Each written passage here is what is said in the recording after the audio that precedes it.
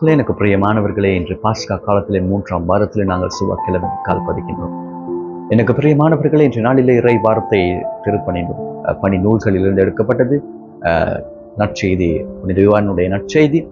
தொடர்ந்து நாங்கள் ஸ்தேவனுடைய மரணத்திற்கு பிறகு இயேசு சொல்லுகிறார், நீங்கள் தொடர்ந்து இறைவனுடைய வார்த்தையை பகிர்ந்து கொள்கின்றவர்களை, தூய ஆவியில் நிறைந்திருப்பவர்களை நீங்கள் கொலை செய்து அவருக்கு எதிராக, தூய ஆவிக்கு எதிராக செயற்படுகின்ற உங்களுடைய வாழ்க்கை ஒரு நாளும் மாறாமல் இருக்கின்றது.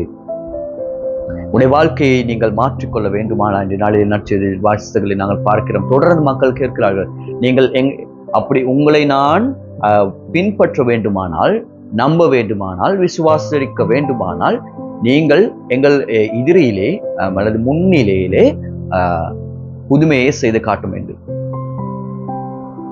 ஆதிகால தந்தையர்கள் சிறிதமாக மன்னா என்ற உணவு எங்களுக்கு கிடைக்கப்பட்டது. நாங்கள் வாழ்க்கையிலே நாங்கள் செல்லுகின்ற பொழுது மன்னா உணவு எங்களுக்கு எங்களுடைய ஆதி தந்தையர்கள் ஊடாக கிடைக்கப்பட்டது. அப்படியானால் அது எங்களுடைய மோசே எங்களுக்கு தந்தார் என்று அப்படி இயேசு சொல்லுகிறார். மோசே கொடுக்கவில்லை, அந்த உணவை என்னுடைய தந்தையாகிய இறைவன் அந்த உணவை உங்களுக்கு கொடுத்தார் என்று. அப்படியானால் அந்த உணவினை கொடுத்த தந்தையை அனுப்பிய மகனை நீங்கள் பெற்றுக்கொள்ள வேண்டுமானால், அவர்கள் அந்த உணவை ஒவ்வொரு நாளும் நாங்கள் எங்களுக்கு தர முடியுமா என்று கேட்கின்ற பொழுது இயேசு சொல்லுகிறார், அப்படியானால் அந்த தந்தை அனுப்பிய மகனை நம்பி விசுவாசிப்பதன் ஊடாக அந்த உணவினை உங்களால் பெற்றுக்கொள்ள முடியும் என்று.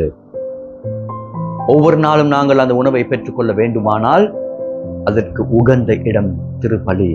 திருப்பலியிலே குருவானவர்கள் சொல்லுகின்ற ஒவ்வொரு வார்த்தையும் குருவானவர்களால் உருவாக்கப்பட்ட வார்த்தைகள் அல்ல, மாறாக அன்று இயேசு சொல்லிய ஒவ்வொரு வார்த்தையின் ஊடாகவே அந்த அப்பம் இறைவனுடைய இயேசுனுடைய திரு உடலும் இரத்தமுமாக மாறுகின்றது. திருப்பலி நடாத்துகின்ற அல்லது திருப்பலியை நடாத்துகின்ற குருவருடைய வாழ்க்கை, குருவானுடைய வாழ்க்கை அந்த இடத்துல புனிதமாக மாறுவதன் ஊடாக மக்களுடைய வாழ்க்கை புனிதமாக மாறுகின்றது.